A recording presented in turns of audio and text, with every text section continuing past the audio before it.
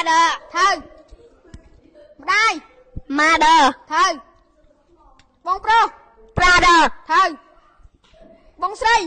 Sister ត្រូវកូនប្រុស Son ត្រូវ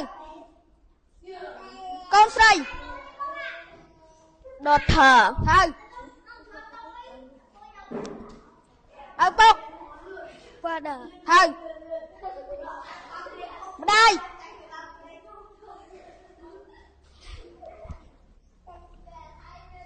ម្ដាយ Mother ត្រូវបងប្រុស Brother ត្រូវបងស្រី Sister ត្រូវកូនប្រុស Son ត្រូវកូនស្រី Butter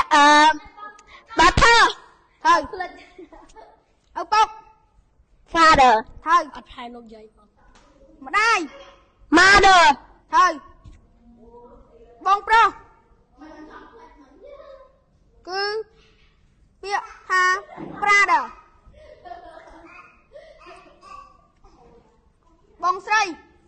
Sister ត្រូវកូនប្រុស Son ត្រូវកូនស្រី Daughter ត្រូវ